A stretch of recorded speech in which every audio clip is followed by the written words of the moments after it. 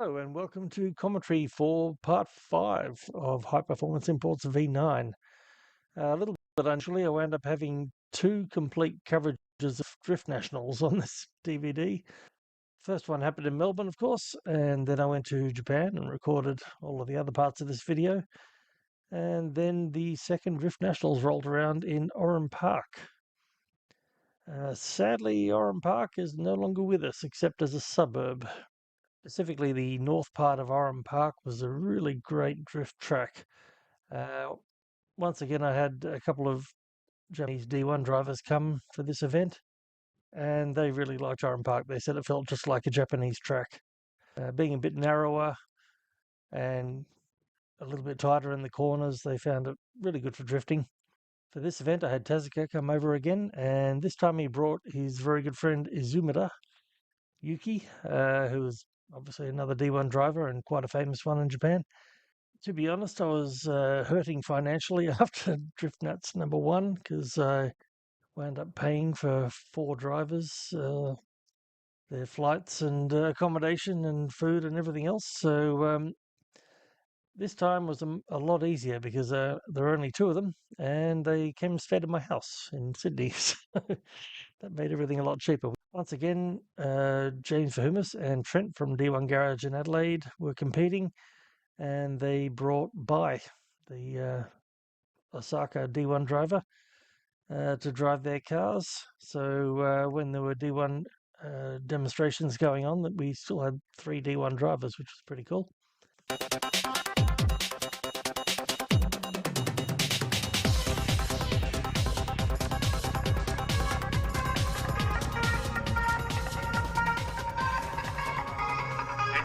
The second round of the High Performance Imports Drift Nationals was held at Oran Park over 2 days. Qualifying was on Friday, with competition on Saturday. It's a street-orientated car, it's bucket and swaying underneath him. What's he going to do? No! Moves it on! Shows a little bit of dirt action and keeps it going. At first, the judges were worried that the standard of drift would be lower than in Melbourne. But then Bo Yates put their fears to rest. To be fair, whoever was driving that S15 was clearly a total beginner. And obviously the car was nearly stock too. But Bo Yates actually impressed the D1 drivers. He was the only guy that they singled out and said, this guy actually knows what he's doing. They were genuinely impressed with his driving, and sure enough, he went on to be national champion for several years. Tricky starting it up now, the relay 86. Drop-off drift as well. Oh, looks like it's a bit of a tradition with the small chassis cars. Around the first corner he goes. On the ring, it is the car. Look at this car. Winds it up well. Very strong right there, ladies and gentlemen. He's going to hold it. Yes, he is. One of the holders moving the side there through the finish. Good point still for the judges. Simon Mickelmore was also impressive in his CA18 powered AE86.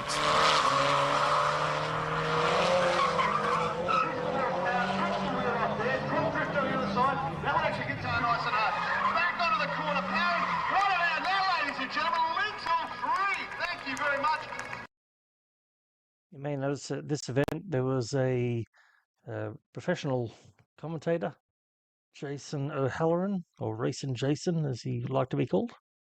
He seems to think that he's Crofty from Formula One. Sounds more like a football commentator than a motoring commentator, but it did at least get a little bit more excitement into the crowd, which was considerable at this event actually. I mean, it varied during the day, but the hill got pretty full at times. That's textbook drifting at its best. There were plenty of new entrants too, such as this one via from Brisbane, also using a CA18. Early entry as well. Good looking corner here. He shows himself up well here. What's he going to do in the third corner? Look at that entry.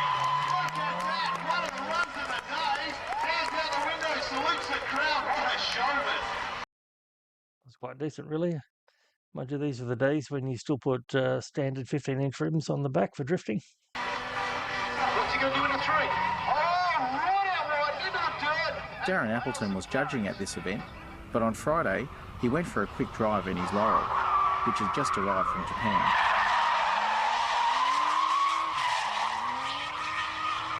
Bit of a funny story about Darren for this event. He had just won the Melbourne event and certainly would have liked to compete in this one. But he'd actually just had his CAMS license suspended for drifting at a sprint event, the Gatton Sprints. He says he wasn't particularly trying to drift, but he wound up driving sideways a lot of the time, and drifting was not allowed at sprint events at the time. And because the Oran Park event here was run under CAMS, he wasn't allowed to run because his CAMS license was suspended. Nevertheless, he drove down from Queensland in this Laurel that he just imported from Japan. It was nothing special. It had, I think, coilovers and maybe a bit of extra boost, but not much else. But the C33 Laurel is just a natural drift car. And it was lucky he brought it because we wound up having to use it as a spare car for the D1 drivers. The Hyperdrive team brought 3 cars from Perth for this event, including this strong-sounding Silvia. Believe it or not, this JZX90 Mark II is an automatic. What's he going to do? Steers it all the way around, holds on, wheels off at the back, but he makes the corner. Big car, not bad at all. Holds onto it, keeps the power into it. The thing's fucking and smart, and it is well and truly greased, and he's done a bit of a pyramid at the back. Backs it up on the edge there. Best drifting you'll ever see, but that car was virtually stock and automatic, so not a bad effort, really. It was all looking good, and then it all went really bad. Viva Garage brought their R32 up from Adelaide, but didn't have much luck here. 360, pulls the bird out, can he do the movement? Yes, he does, stays off the dirt, the judge will be happy about that. A near miss for this R31, which runs an RB26 with a T51R turbo.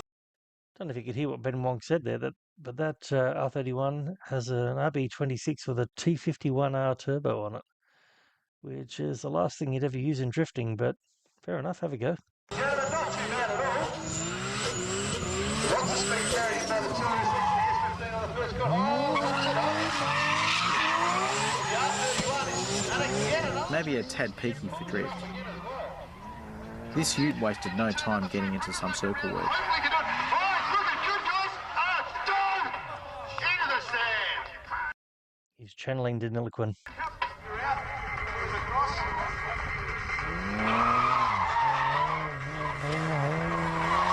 Might be time for new suspension or a new car.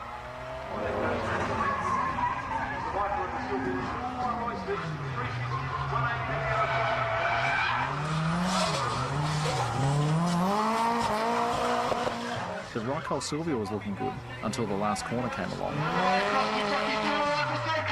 This is the separator. Can he do it? Oh, he will count it. No, he won't. Bad luck. Still, he You have to remember this was the early days of drifting in Australia. So while some of this is not super impressive, 20 years ago, we thought it was okay. got around it better than some. Flag and a black disc means you've got a mechanical problem. Okay, now let's get onto the car coming through Jake Bond. Look at the speed coming in. A lot of entry speed. Is he going to hold on to this? He certainly is. The D1 Garage team had some of the best presented cars at the event. Here, James Verhoomer shows the right way to do the third corner. This track. Oh, yes, can he pull through his car? Holy hell. What an aggressive angle we went through there. Have a look.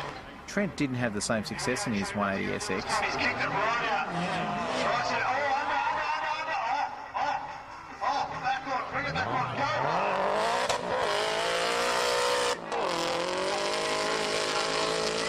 Now you need to drive it, mate. Turn it in hard. That's it. Brilliant. Aggressive. To be fair, Oran Park North didn't have a lot of grip, and most of these guys were running on street tyres, so you really had to know where to throw it in and how much you were going to slide. I drove there a fair bit myself in a variety of cars, and sometimes you'd have a really great lap and then follow it up with a really terrible one. Back the car in the track.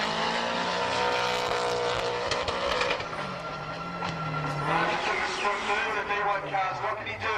He's got a circuit racing history. He knows how to find apexes. Mark was looking good at turn 1, but it all went wrong at turn 3.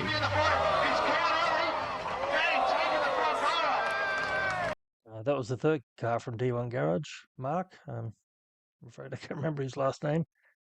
But he's from Bumper, had a pretty bad day that day. Let's see if we can sign that one and frame it up and give it away as a present a little bit later on.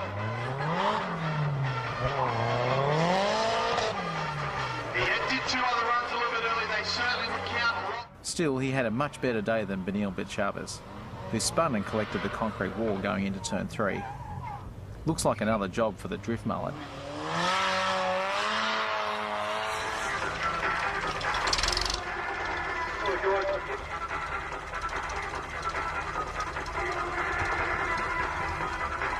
Surprisingly, the owner didn't give up, fixing the rear suspension so he could take the car through qualifying. Mind you, he took an interesting approach to this pass. This is Bruno Keys. He's riding the tyres up. He's a privateer. He worked on the car nice and hard.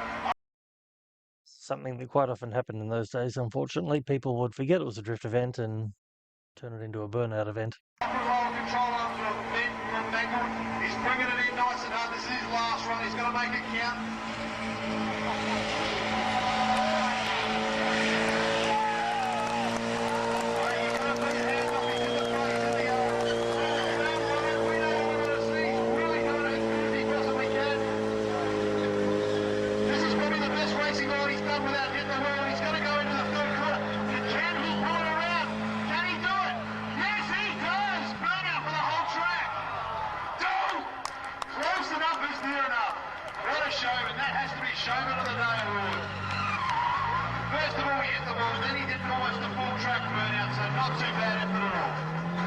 Finally, it was the strangest entry of all, And here's more of the same. twin-turbo XL Falcon Ute. Can you tell it's his first time drifting? It's a different entry speed. You go, oh, power slide! Thanks for coming! Hey! It might not be drifting, guys, but what a crowd reckon! Come on, guys! You've got to remember Oran Park was very close to Campbelltown, and this is what you'd expect to see on a Saturday night there. Look at that, bit of dirt work as well. Look at him working the wheels. This thing's got 450 horsepower at the back wheels, guys. It's a 289 twin turbo. And towards the midsection. Look at the speed the thing's carrying. Oh! Throw the anchor out. Look at the anchors on front brake. Yes! Look at that. Twist it all up.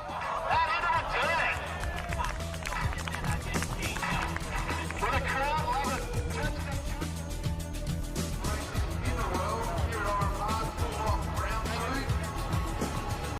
Pretty decent crowd there, as you can see.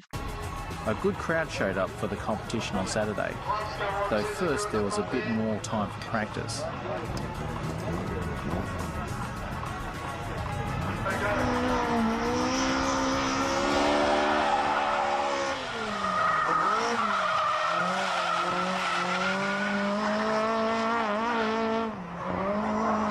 Shane Bingham lost his rear bumper, while Simon Mickelmore gained a witch's hat. All the way through. But we've got a cone stuck over the A86 there. All the way through.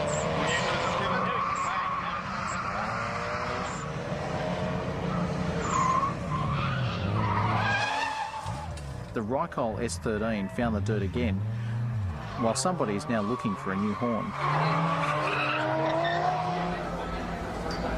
Once again, there were... So Drift Battle magazine was up to its third issue, maybe? I'm not sure. And we had Azumida and Tezuka in our booth signing copies. D1 drivers on hand to do demonstration passes. Tezuka came with ORC driver Izumida and spent plenty of time signing copies of Drift Battle. There's Grant standing next to Azumida there. He was my 2IC, if you like, and he did about half of the filming too at this event.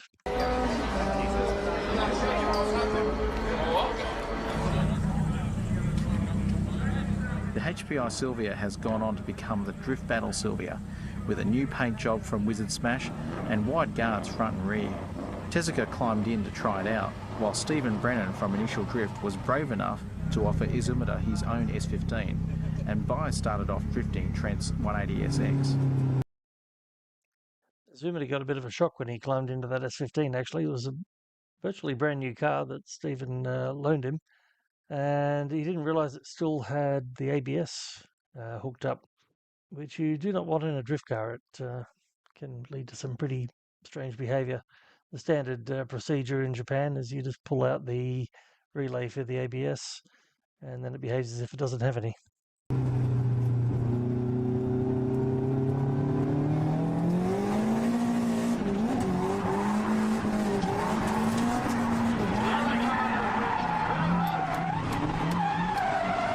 While Izumida came to terms with a relatively stock S15, Tezuka showed his style in the S13.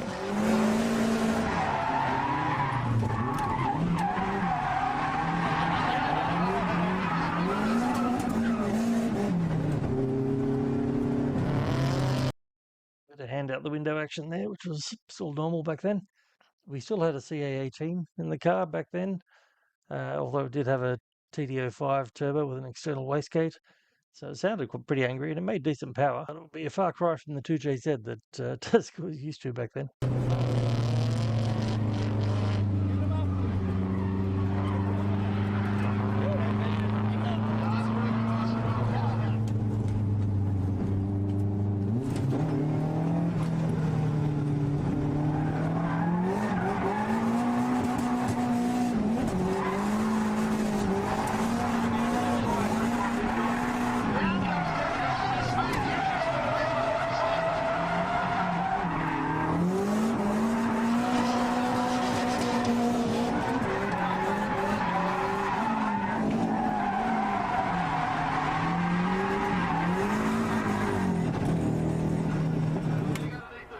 Unfortunately, a melted fitting in the wastegate caused the CA18 to overboost and blow the head gasket, so Tezuka had to go looking for another car. What's he going to do? Tezuka's just screwing something out, mate. When they come in, Tezuka's going to look like he's going to do a problem. Unfortunately, what happened there is the vacuum line that went to the external wastegate actually had a little plastic connector in it. So two pieces of hose have been joined together with a plastic joiner, and that joiner was way too close to the exhaust, so it melted. Unfortunately, we couldn't figure out what the problem was at the time, so we asked Tezuka, just go out there and do your best to feather the throttle a bit and not kill the engine, but sure enough, we blew it up. So at events after this one, it had a rebuilt CA18, but unfortunately that was the end of the road for the car that day.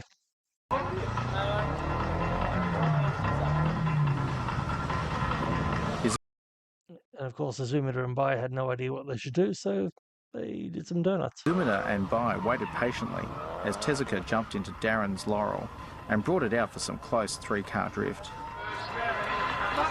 Tezuka coming through, followed by Izumida. Then also after it comes Bai, coming down towards the corner. Who's going to take it through? Look at it. Rear break, absolutely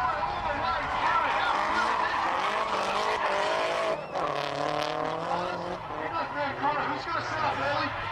Tezuka takes it in. Izumida follows him through the Bai. Look at the absolute textbook width of the cars. They didn't even change for the whole 300 metres. But actually the colour of his job. It's ironic because I think this is the one time that Darren loaned a car to replace mine. Later in Drift Nats, several different events, Darren wound up driving my car as a backup after his failed. Stinking it. There they come again. Look how early he's on the corner. Izumida in the black S15. Out comes the single car right behind him. What the hell is this? Because there's no chance of him back in this big time. Look at him nice and close. Not enough room to throw a blanket over him as they go in the third corner. Heading up. And Tezuka went from the front to the front. Through the twister. Give him a big cheer. Come around the corner again. Same again. Tezuka's leading him out. That's followed by Izumida and then behind the back. That's it, guys. Get your hands together.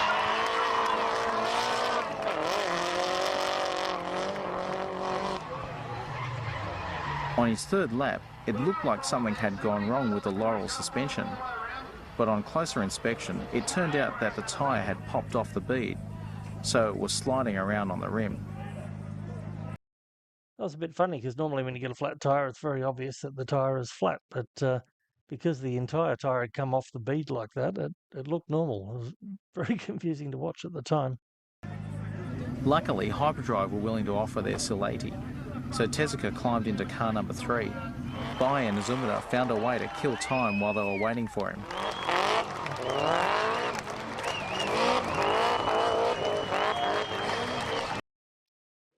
Once again, Jeff Boulos, who was the manager of Oran Park, kindly looked the other way while people were doing donuts with no helmet on. 100% car control at its best. The Silati had an RB25 engine, so it was quite different to drive, but Tezuka got a handle on it in no time.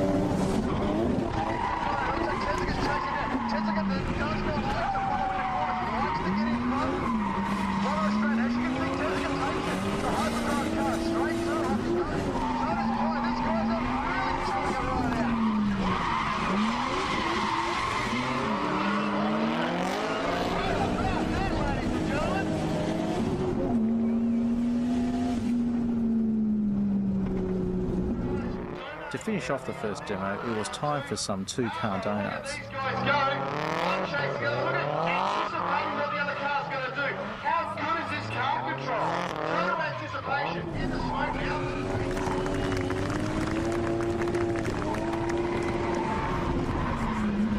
Tezuka from the outside all the way. He knows what's going on, but he's still drifting into the corner. Slows it down right at the last minute. Sits on the outside so Azumata can see it. This is car control at its best, guys.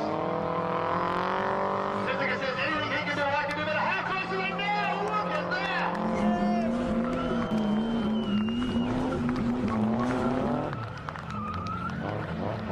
Straight in on the back end.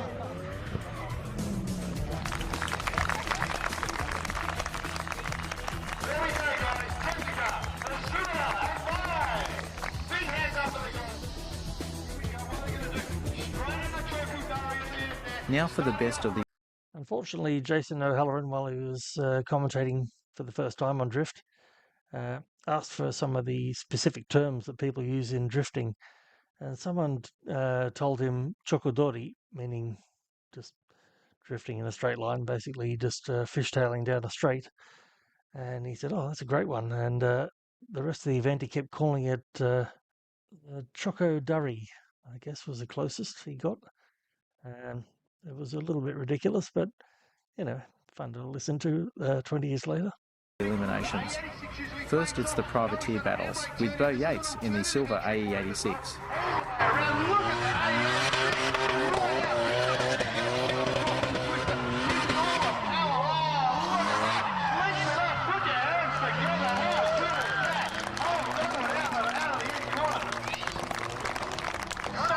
Hutchie's right behind him. How close is this for Tannenberg? Looks like he's spun out now though. The Hutchie's going around the outside. Another AE86 driver, Shane Bingham, has an easy win thanks to the Zoom Imports car spinning. Pulls it out. He's gone out very wide on the corner. The Hutchie realises that. Okay, this may be the first appearance of Alexi Smith, these days better known as Noriyaro, on video. Here he competed as an amateur in his 180SX, which was his first drift car. Takes the early smaller line. Both cars side by side. Look at him move the wheel. Really working hard down through the turret. Twister spinning it right back out on the outside. The Hutchie really nice. Alexi Smith was competing strongly in this battle with Bo Yates, but Bo took the win. Here Alexi is battling for third place in privateer, which he took convincingly. Entry speed, right across the other side of the track. Big Franks brings her back through around. Both cars sideways around. It's going to be interesting. Collects a little bit of dirt on the inside through the twister. The 180 is working overtime to keep it front here. Looks like we've got ourselves in third place. So Alexi did take third place on the day. He was, I believe, one of the founding members of Initial Drift, which was probably the biggest drift club in Sydney at the time, and they ran a lot of their own events also at Oran Park, so he had a bit of experience there. But I have to say, he had some quite nice lines there. The final privateer battle was a pair of 8086s, but Shane Bingham pulls out with mechanical problems, so Bo drives through for the win. Off they go. Looks like right car looks like it's got a bit of a problem there. He's got a problem. It could be through to the final for this guy. If we can hold on to it, he's going to press the trigger. I'll show you some photos. He pulls it all the way home.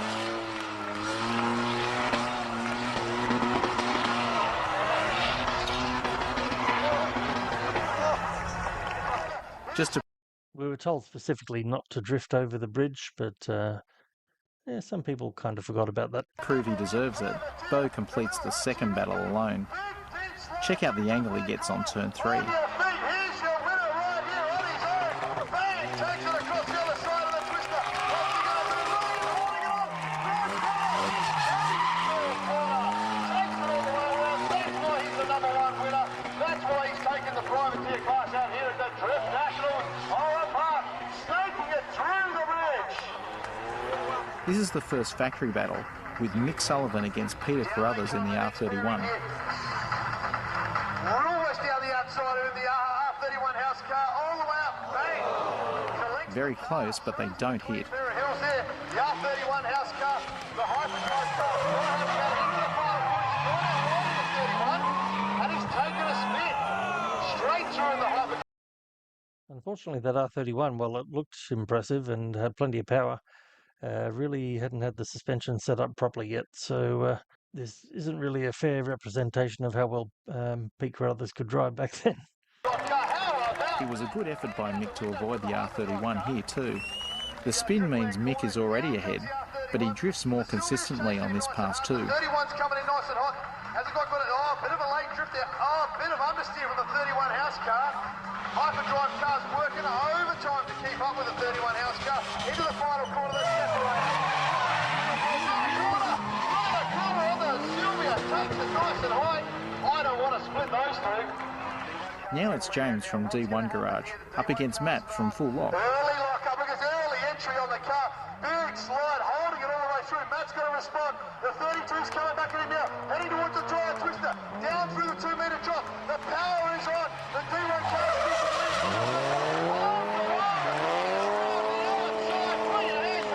Superior speed gives James the win. Nice and tight. This is going to be tricky. There goes the 200. Big fast entry speed. Bit of a faint drift there. Slid him in, and he spun it again. The 200, Safiro's gone around the outside. Look at this. Safiro straight back into it again. John Kane thought he had this battle won, but you shouldn't celebrate too soon.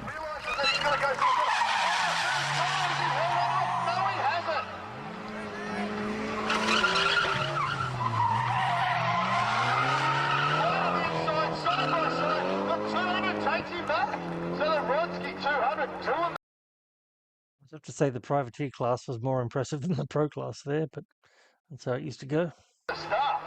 Trav in the Black Sylvia has another tight battle here, but it was Nabwanvia who went through to battle James. Early entry speed on that one. The big faint drift around the corner. He holds onto it as well. The Adnac, the reverse panda, lives up to his name. Gripped up a bit now. He's got to get it unsettled though. Very conservative through here. Oh! The reverse panda pulls it off. But the green one is hot on his heels there. I think that colour was called Hothouse Green. It was a Ford colour, which was briefly very popular, but quite a few drift cars had it.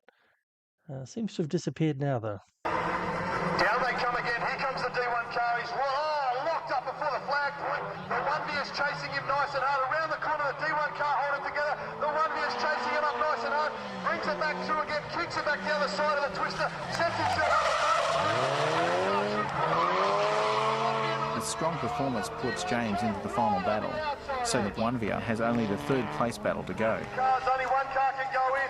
In comes the Sylvia, doing a little bit of chuckle-dory to get into the first corner. What did he say that time? Truckoo-dory? And he doesn't go, he's in right now, pushing it. John Kane did win the battle with Rodsky, but here turn 3 bites him again. Through the twister, but look at the Sylvia, look at the power out of this thing. 57.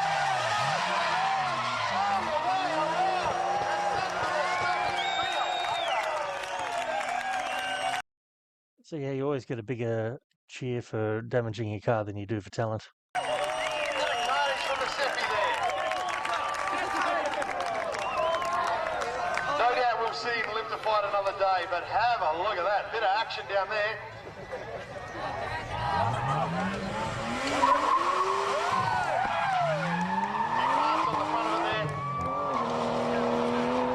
Well, there was a stand. Having lost his chance at the win, John battles hard for third place. Finally, he gets lucky. End up being in the final. So's the Rumbia. The Rumbia's chasing him hard. Have a look at these guys go. This is it. This is the third and fourth. Who's going to take it? Pulls it all the way up. Oh, the Rumbia has spun. No, the Rumbia's got a pull the big 360, smokes the bags and keeps on moving. Versus WA final. Down they come here now. Have a look at the boys moving around. The hyperdrive cars right on it. So's there. The Strawberry Face is trying to keep up the... These were the days of really, really long handbrake entries, which certainly didn't do your tyres any favours. Hyperdrive car all the way through. This is the final, ladies and gentlemen. This is where we sort it right out. Look at them inside by the corner.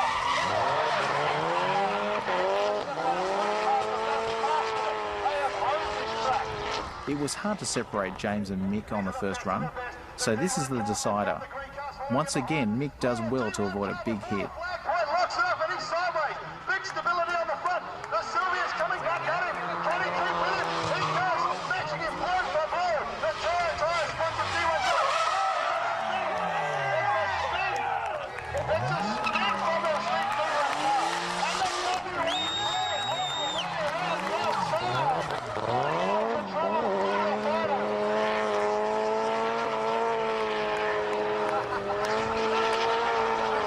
After travelling from Perth for the event, Mick feels a victory burnout is well justified, while James drowns his sorrow in a donut. second on the day, all the way through. One of the best presented cars here. I can't get themselves in the crowd.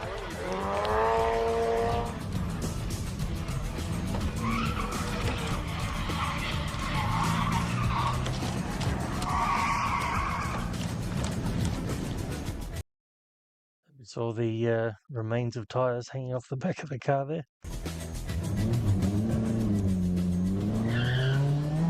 For the final D1 demo, Tezuka changes cars again, driving the Rykol Sylvia.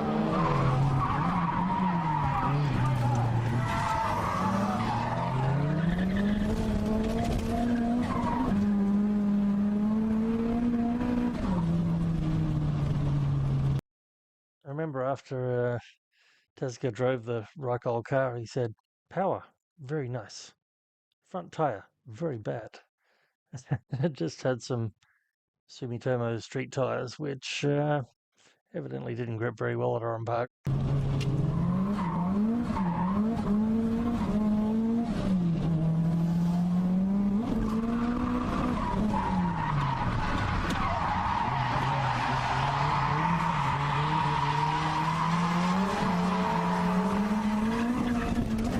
Izumura overcooks it in the S15, but Bai makes it past.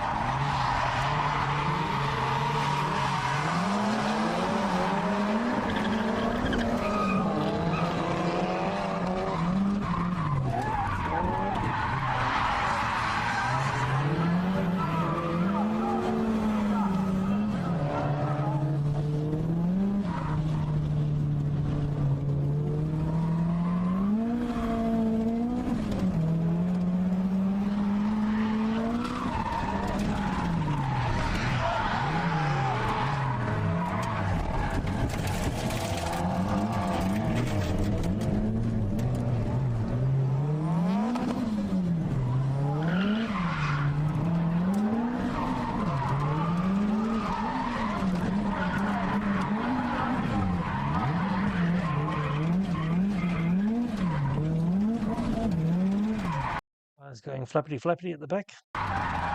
On this pass, you can hear Tezuka's tyres are finished, but that doesn't stop him joining in on the burnouts.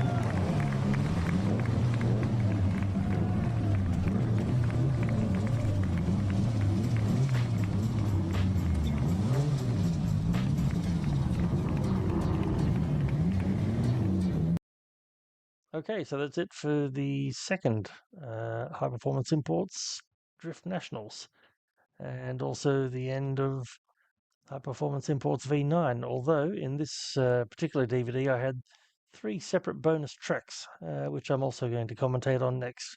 So, hope you enjoyed that. Thanks for watching, and I'll catch you next time.